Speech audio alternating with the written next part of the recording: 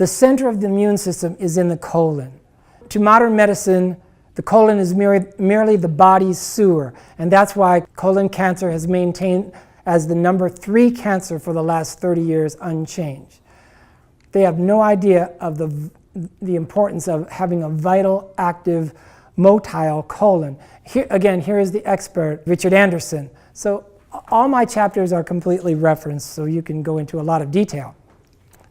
So what is the purpose of the colon? The purpose of the colon is for water and electrolyte resorption. By the time whatever gets into the colon arrives there, it should have been completely digested and absorbed. Digestion takes place in the stomach and small intestine. Digestion is not supposed to take place in the colon, right? So all food is supposed to be broken down and absorbed by the time it gets through the small intestine. The purpose of the colon is to absorb, the last chance before it leaves, absorb the water and electrolytes follow water. We don't want to lose any extra minerals, right? So what goes out, it's only waste. It's only waste. That's the real purpose of the colon, and that makes it an immune center of the body. Remember we were talking about leaky gut syndrome? Well, leaky gut syndrome, in reference to the colon itself, the normal adult colon should be 2 inches in diameter if you're a healthy person, but due to the advent of processed indigestible foods, in a lot of people, the colon has expanded, this is Richard Anderson again, it can be up to 12 inches in diameter, still 6 foot long. So imagine, what does a person look like whose colon is 6 feet long and is 12 inches in diameter? Here's what they look like. Skinny neck, skinny arms, 4th trimester. It's not fat. It's not fat. It's a blocked colon. The colon detox consists of 2 things: the expel, the 600-year-old herbal formula to chip away and broom out all these layers and layers of sludge, and the patient will go, "Whew, wow, I thought it was serious." The patient just wants a label. They have no cure for it except the stupid drugs, which perpetuate the problem, worsen the problem. So eventually they're going to have cancer, or the best one, they're going for a resection. I want to resect 3 feet of your 6 foot colon. You still have 3 feet left. What do you think you need? The body is a car. The body is a car. Okay, so I call these diagnostic phantasms. What does it matter what descriptors they use? They can't do anything about it. Okay, so what are the solutions to the blocked, enlarged, toxic colon? Spinal adjustment, lumbar plexus, expel, the herbal capsules, Probiotics, that is Kem Shahani's probiotics, and doing the 60-day program. The expel, how does the expel act? They don't clear it out all at once. What they do is they chip away at the layers of sludge day by day. You start eliminating a lot more in the early morning. That's convenient for most people. You're trying to get the dosage and timing just right, so you have this elimination early in the morning. Now, believe me, once you find your timing and dosage, you stay at that for 60 days. Do not deviate. Here's what happens. After a couple, 3 weeks, happens a lot. All of a sudden, like an enormous amount that person has never experienced before comes out one morning. When that happens, do not call me. I don't care. Consider the alternative. Consider the alternative. What's the alternative?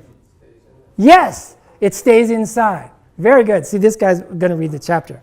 Now, probiotics, in case you just woke up, they are friendly bacteria, of course.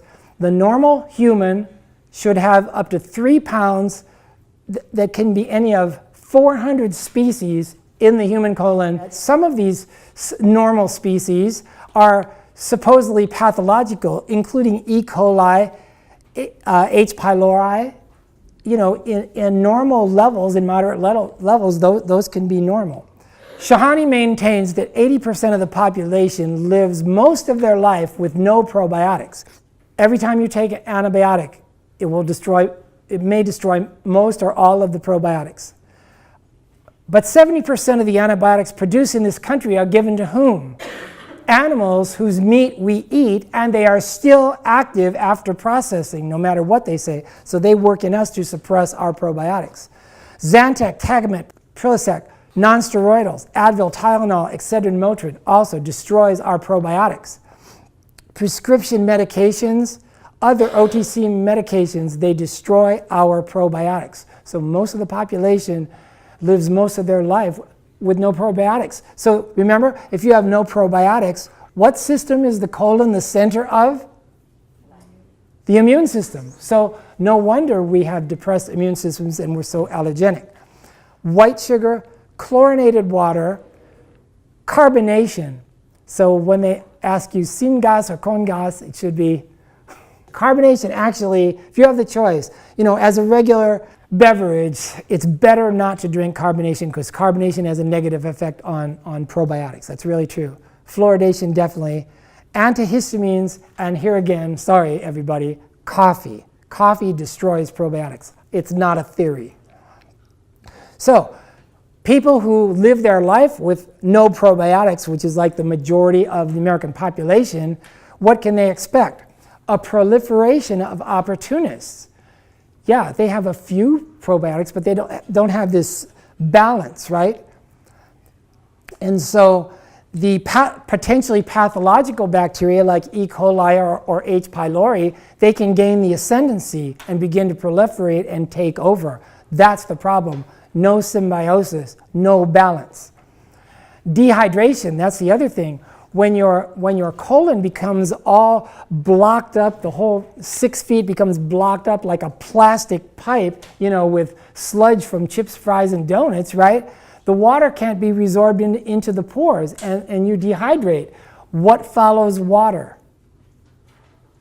What follows water leaving the body? Electrolytes, minerals. So you become mineral deficient and dehydrated. And eventually primary colon disease. It's so astounding the amount of abuse the human body can take. You realize what people are eating on a daily basis, no interest in nutrition, and they eat just completely, they're guided by what they're hungry for. When the European athletes came to America, the Olympic athletes, to compete, a lot of them were so horrified that we chlorinate our swimming pools that they refused to go in the water. That's a typically American thing. Okay, so Shahani's probiotics are total fluorobiotics, 12 strains that are in a symbiotic relationship. In other words, they were cultured together. They're antibiotic resistant.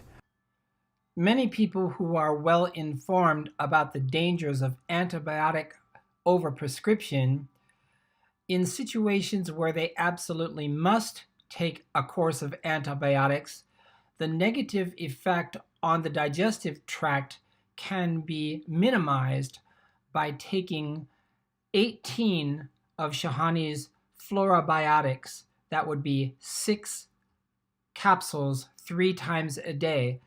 People who do this report almost no gastrointestinal distress due to antibiotic use. If the capsule breaks down in the small intestine or the stomach, the capsule must persist and get as far as the colon.